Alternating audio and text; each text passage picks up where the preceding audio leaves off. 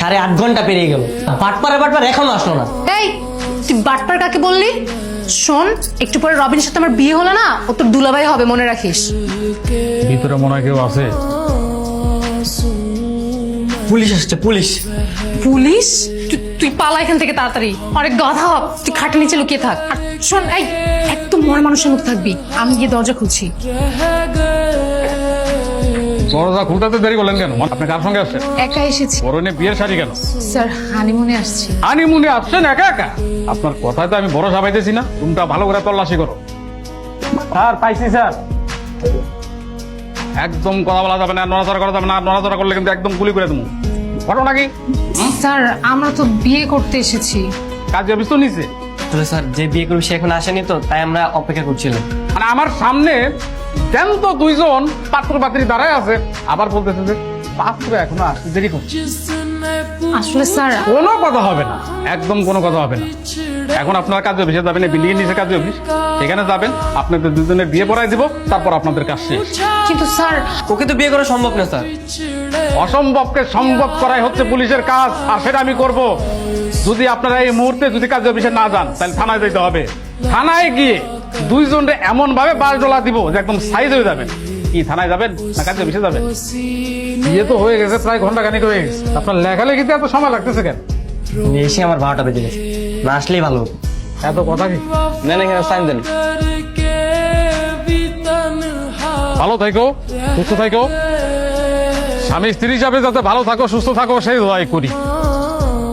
আর কোন ধরনের সমস্যা হলে সাথে সাথে আমার জানাবা। আসছে সব সমস্যা নিজে সৃষ্টি করে, এখন আসছে সমস্যা হলে জানাবা। ফাঁসি। এই শেষমেশ এই বান্ধবীকে বিয়ে করতে হলো। এই ন্যাকামি করিস না তো, কানের কাছে ঘ্যান ঘ্যান শুরু করে দিছে। আমি হচ্ছে রবিনের টেনশনে। আচ্ছা শান্ত, রবিনের কোনো বিপদ হয় নাই তো? বিপদ মানে মহা বিপদ হগর। আজকে যা কিছু হয়েছে এর জন্য আমি অভিশাপ দিব ওকে। শান্ত, তুই তো দেখি মহা খারাপ রে। আচ্ছা শোন, এসব কিছু বাদ দিয়ে চল তোর বাসায় যাই। আমার বাসায় মানে? আমার বাসায় তোর কি কাজ? আমার বাসায় তোর কোনো কাজ নেই। ও মা, বিয়ে করলি আমাকে, এখন বউ নিয়ে বাসায় যাবি না? বিয়ে করেছি মানে এটা কি কোনো বিয়ে? আর তোকে বিয়ে করছি তাই বলে কি আমার বাসায় নিয়ে যেতে হবে তোকে? দেখ ভাই, বিয়েটা কিন্তু আমি আমার নিজের ইচ্ছায় করিনি, তুই জোর করেছিস তাই আমি করেছি। দেখ, আজকের পরে এগুলো সব ভুলে যা, আর যত কাগজপত্র আছে সব আমি ছিঁড়ে ফেলবো।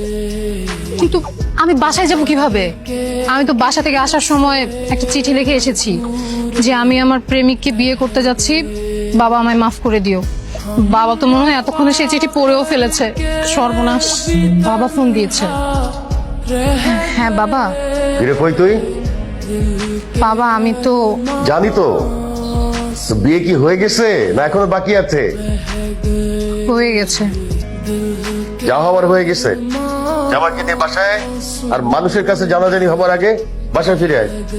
ওকে নিয়ে আসবো? তো তুই তো চিঠিতে লিখে গেছিস যে ওকে ছাড়া তুই বাঁচবি না, তা এখন তুই ওকে ছাড়া আসতে চাস? আচ্ছা বাবা, ঠিক আছে আমরা আসছি। তোকে নিয়ে যেতে বলেছে। আমাকে বাসায় নিয়ে যেতে বলছে মানে? আমি বাসায় যে কি করবো? তুই তোর বয়ফ্রেন্ডকে নিয়ে যা। বয়ফ্রেন্ড পাবো কই এখন? বিয়ে তো আমার তোর সাথে হয়েছে। আজব, বললে আমার যেতে হবে নাকি? আমি যেতে পারবো না। যেতে পারবি না মানে? ঠিক আছে তাহলে চল তোর বাসায় যাই। আরে আরে না না না না না, আমার বাসায় যেতে হবে না তোর। তোর বাসায় যাবি না, আমার বাসায় যাবি না, তুই যাবিটা কোথায়?